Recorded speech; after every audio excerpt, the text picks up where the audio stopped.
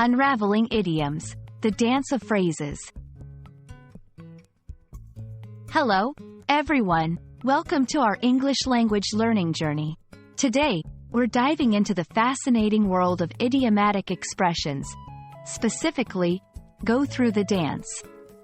This phrase might sound like it's all about dancing, but in English, it holds a deeper, metaphorical meaning. Let's explore together and make this idiom as clear as day. Idioms are phrases that don't mean exactly what the words say. They have a symbolic or metaphorical meaning that's understood by speakers of the language. Go through the dance is one such expression. It's not about dancing at all. Instead, it refers to going through a series of actions or motions, often seen as unnecessary or done for appearance's sake.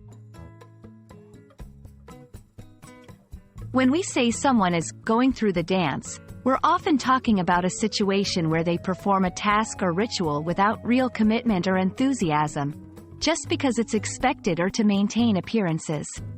For example, attending meetings that don't lead to action, or following outdated procedures just because it's always been done that way. In the workplace, an employee might go through the dance of a performance review, knowing it won't truly affect their job position or salary. In social situations, someone might go through the dance of attending a party they're not interested in, just to avoid offending the host. In bureaucracy, filling out forms and navigating red tape, even when everyone knows it won't make a difference, is a classic case of going through the dance. Using go through the dance in conversation or writing adds depth to your English. It shows a sophisticated understanding of idiomatic expressions. You might say, "We all knew the meeting was just going through the dance. No decisions would actually be made." It's a powerful way to express the idea of participation without purpose. Understanding and using idioms like go through the dance can truly enrich your English communication.